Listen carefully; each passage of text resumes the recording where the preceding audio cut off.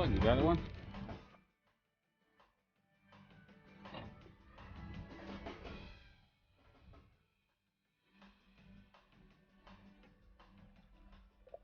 Well, talking to anglers who visit Norway, one of the biggest problems a lot seem to have is packing within the 50-pound weight allowance. I've been to Norway many times and I've never ever had a problem getting all my kit within the 50 pounds. What you see in front of me is everything I've brought for the week we've just fished. That's it, and quite a bit of the stuff we haven't actually used. There's a standard 20 to 30 pound class Shimano X-Sage 4-piece boat rod, which I use with a Thorium 20 multiplier. There's a 4-piece Shimano STC spinning rod, medium weight spinning rod, which I use with a Saragossa 5000 reel. A couple of packets of Storm Ultra Shads. I like the 120 gram version for use with the spinning rod. Each one comes with a pre-rigged head and a couple of spare tails. Likewise, a couple of packets of Storm Giant jigging shads. 3 perks. I can't remember the last time I actually used a perk in Norway. Certainly not this trip and certainly not the last trip. It's a box of treble hooks, box of small bits, swivels, links, booms. Couple of spools of leader material. I've got 50, 80 and 200. Filleting knife, a pair of pliers and a multi-tool, and that's pretty much it. Over the years I've heard stories of people running out of fuel at sea and then saying, well, the fuel gauge is showing we still had half a tank. Let me give you a bit of advice. Fuel gauges on small boats never ever work accurately. There's only one way to be absolutely certain how much fuel you've got on board, and that's to actually physically check it. On these Arvors you've got a clear polyurethane tank. You can actually see the level. That is the way to check that you've got enough fuel for the day. And again, my advice would be, no matter how long you're planning on going out, always start off with a full fuel tank.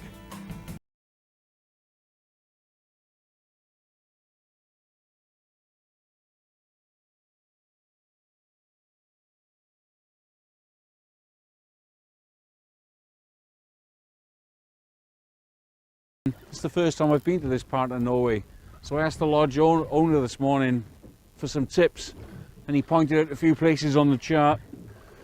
This is one of them, some unpronounceable patch of ground about 6 miles north of the camp. I've just dropped down a Storm 120 gram Ultra Shad. I've got a fish on straight away. It's not big. I'm guessing it's going to be a codling, but this just shows we're doing something right and in the right general area. And yep, it's another codling. They really do like these shads.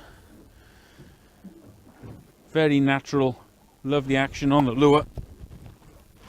Let's just get him back in, we're not going to keep him. But very easy to fish, lovely natural action. They catch a lot of fish. I brought them specifically on this trip for the big coalfish. And hopefully we're going to find a few. But they'll take coalfish, cod, haddock, pretty much anything that'll eat a lure will eat one of these. We've been catching a lot of fish in the sort of 5 to 12 pound range, and the problem's really been there's been too many fish in that size and we haven't been able to get through to them to get the better fish. Well, finally I think I hooked something that's a little bit better than 10 or 12 pounds. I'm still using the 120 gram Storm Ultra Shad. It's a great lure. They're so lifelike and they certainly catch fish. Nodding very powerfully. I mean, all the fish you catch up here in absolute peak of condition. Lovely, strong, fit, healthy fish. Don't know how many we've caught today, but there's quite a few dozen in just 3 or 4 hours so far.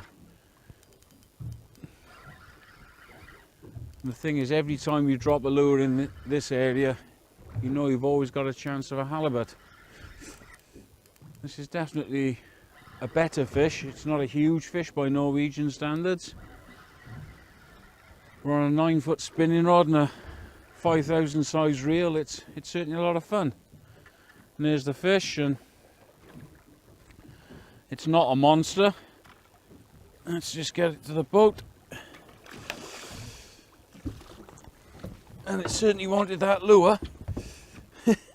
It's halfway down its stomach. There we are. Nice fish. No, it's not a mid-double. Maybe 12 pounds, maybe 11, who cares? Beautiful fish, a lot of fun to catch. Let's see if we can get a bigger one.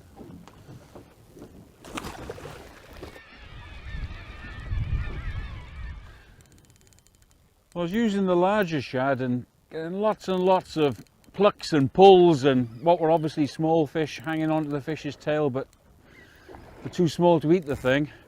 So I thought I'd put my small ultra shad back down on the light spinning rod, play with some small fish, and as you'd expect, I've hooked something that feels a little bit more substantial. It's not a monster. I think it's a little bit bigger than the average size we've been catching. You know, these waters up here, you really never do know what you're going to hook. I mean, every time you put a lure in the water, you've got a chance of a 50-pound cod or halibut weighing over 100 pound, 200 pound, big coalies. Fantastic area for big coalfish up here. Not seen any in the last couple of days, but last week the camp manager was telling us a lot of fish over 30 pound caught. Every week is different. The trick with these trips is to come and just make the most of what opportunities you get. Look around, listen to what the locals advise you to do. Talk to the crews on the other boats, see what they're catching. Oh, there's a massive fish showing again.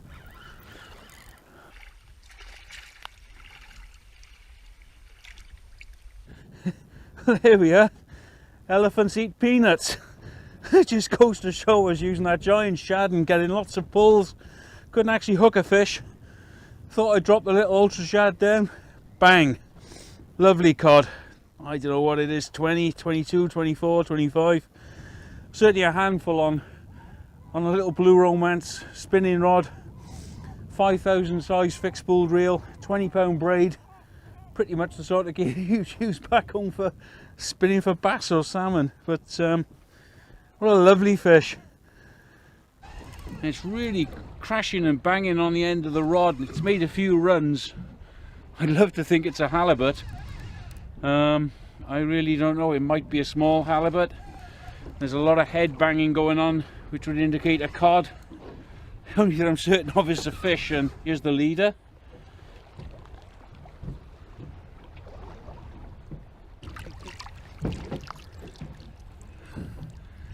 Oh, that's nice in the light.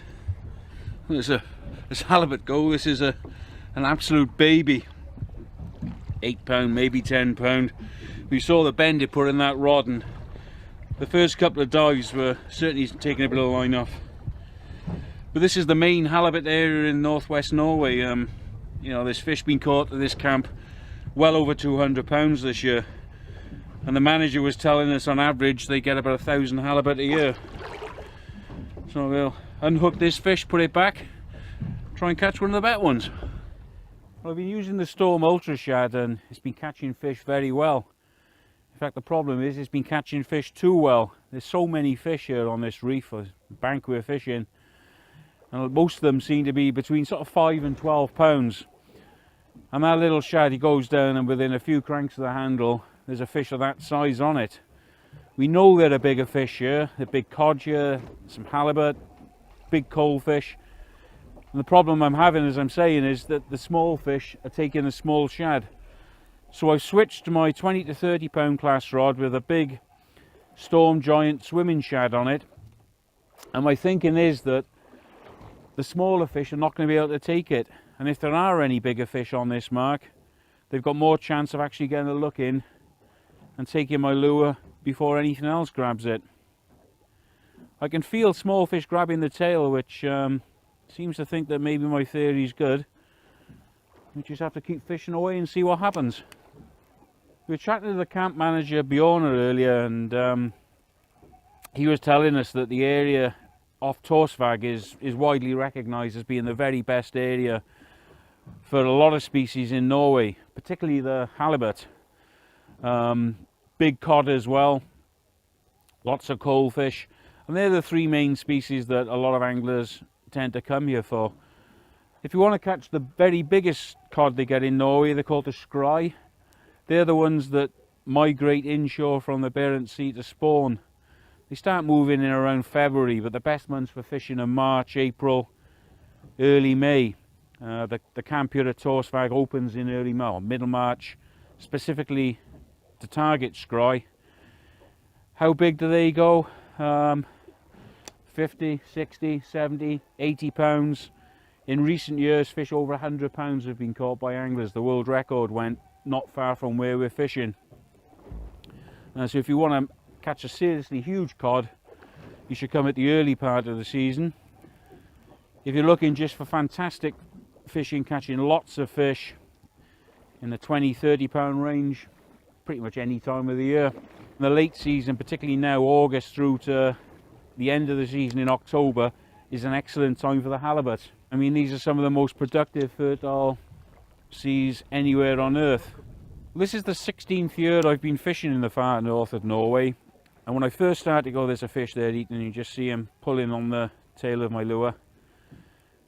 But as I was saying, this is the 16th year I've been fishing in the far north of Norway, and for about the first 8 to 10 years I used to come up here. My bag used to be stuffed full of as many perks as I could fit in to meet my weight allowance. This trip I've brought three small perks, a couple of 12 ounce, and I think the one's about 10 ounce, and I don't really anticipate using them. Like most anglers who fish up here now, I put a lot of faith in these big shads.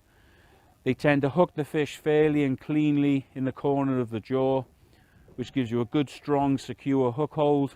They tend to sort out the better quality fish. They avoid foul hooking fish. They're a lot more sporting, they're a lot more fun to use, they're a lot less physical effort. And at the end of the day, they produce the results, which is what you come here for. A big mistake that a lot of people make when they first start using these rubber shads is they strike to set the hook in a fish. You don't need to strike, but you do need to set the hook. The way to fish them is just lower them down to the bottom and then just retrieve. Slow, medium, fast retrieve. Every day's different. I normally start off with a slow to medium retrieve, and you'll start feeling the fish usually plucking and pulling at the tail of the lure.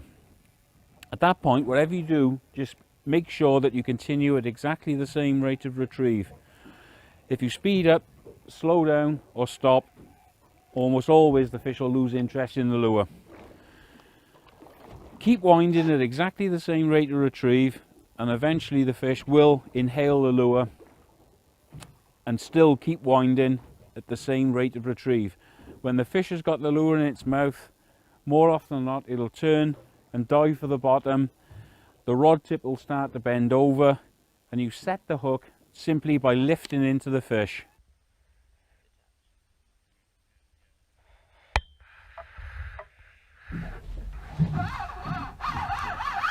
I think that might be a halibut. I've just been working this big storm giant jigging shad over a mark of fish we spotted on the way out. It's actually about a mile away from the mark that I was heading for, but we thought we'd stop and have a look. And within a few minutes I've hooked this. It's definitely a decent sized fish, and the way it took off on the first run, I'm guessing it might be a halibut. Certainly it's a strong fish. It's the best fish I've hooked this trip, that's for certain. And you can see the importance of setting your clutch. There's no way I can stop this fish. It's just going to do its thing. This is a very, very nice fish, whatever it is. I'm definitely putting my money on a halibut. But again, it was a classic take on a shad.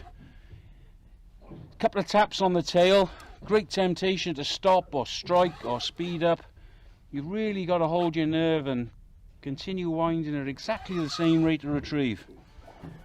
If the fish wants the lure, it will eventually inhale it. Turn for the bottom, and then you can set the hook by lifting the rod, and the single hook will go into the corner of the fish's jaw.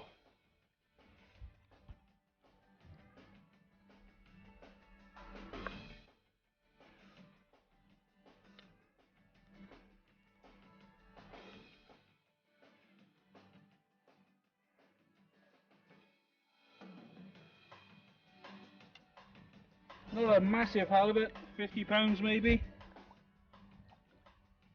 I'll take it. This time of the year, August, September, these fish are in an absolute prime. But Torsvag sort of calls itself the halibut capital of Norway. They get over 1,000 fish a year, a year at this camp. We've had 3 in 2 days now, and well, what can I say? They claim to be the halibut capital of the world, and there's certainly a lot of halibut here.